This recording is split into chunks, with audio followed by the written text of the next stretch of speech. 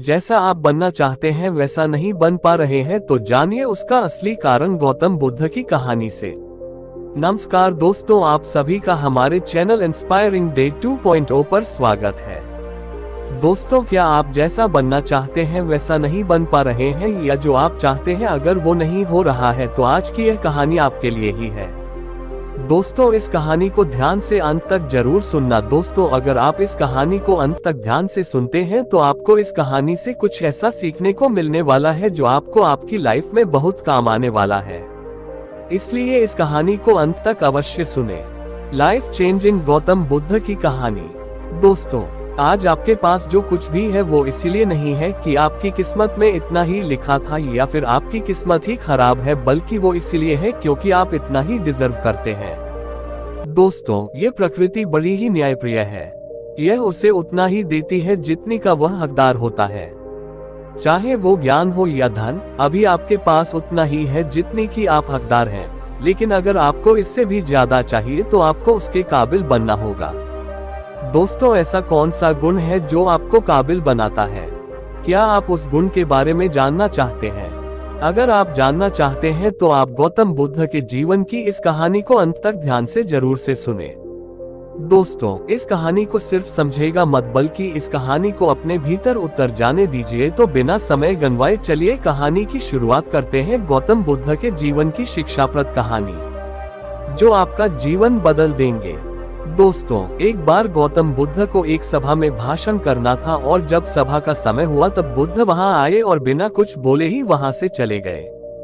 तकरीबन 100 से भी ज्यादा लोग बुद्ध का उस सभा में इंतजार कर रहे थे और बुद्ध के इस तरह के व्यवहार को देखकर सभी लोग बहुत चौंके, लेकिन किसी ने भी बुद्ध से कोई भी प्रश्न नहीं किया।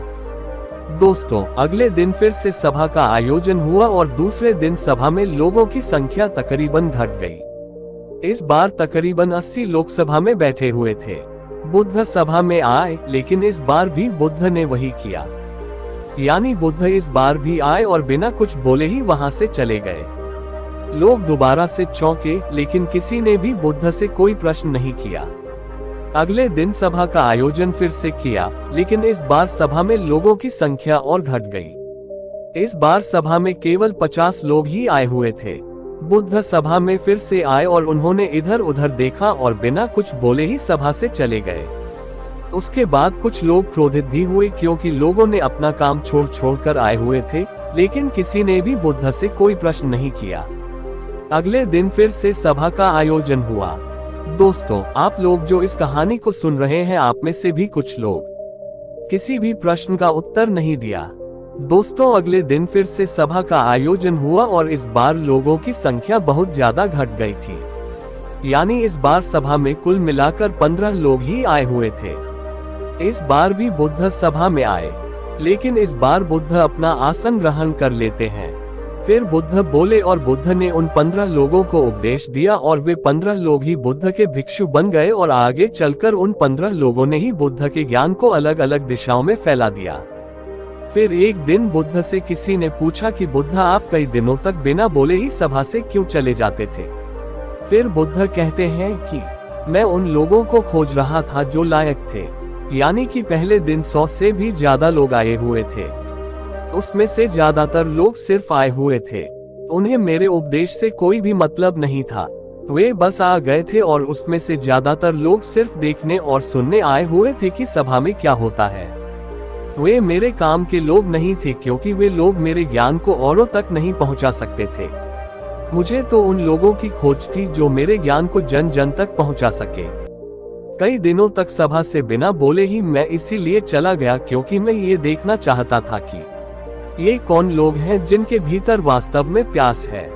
जिन लोगों के भीतर मैं वास्तव में प्यास थी, वे लोग अंत तक जरूर रुके, और जो लोग बस ऐसे ही आ गए थे वे लोग पहले या दूसरे दिन ही चले गए। जिनके भीतर धैर्य था उन्हें मुक्ति का मार्ग भी मिला, और जो लोग जल्दबाजी में थे वे लोग अब घर में बैठे हुए हैं। सवाल यह नहीं है कि मैं तुम्हें क्या दे सकता हूँ, बल्कि सवाल यह है कि तुम क्या ले सकते हो। तुम्हारा पात्र कितना बड़ा है और कितने की तुम हकदार हो। जीतने के तुम हकदार हो, उससे ज्यादा तुम्हें नहीं मिलेगा। फिर वह व्यक्ति बुद्ध से पूछता है कि बुद्ध लायक कैसे बने।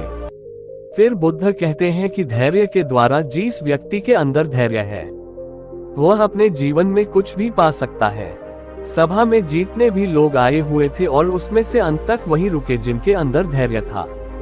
चाहे तुम्हारे जीवन में तुम्हारा लक्ष्य जो कुछ भी हो, लेकिन तुम बिना धैर्य के सफलता के चरम तक नहीं पहुंच सकते। फिर वह व्यक्ति बुद्ध से पूछता है कि कोई व्यक्ति अपने भीतर के धैर्य को कैसे बढ़ाए। बुद्ध कहते हैं कि निरंतर अभ्यास के द्वारा हम अपने भीतर के धैर्य को बढ़ा सकते हैं। जैसे कोई व्यक्ति जब ध्यान करना शुरू कर देता है तो उसका मन उसके सामने कई सारे अड़चने लाता है, लेकिन उसका धैर्य उसे एक दिन उसके लक्ष्य तक जरूर पहुंचा देता है। फिर वह व्यक्ति बुद्ध से कहता है कि मैं समझ गया बुद्ध, मैं समझ गया। यानी मुझे धैर्य के साथ निरंतर अभ्यास करने की आवश्यकता है।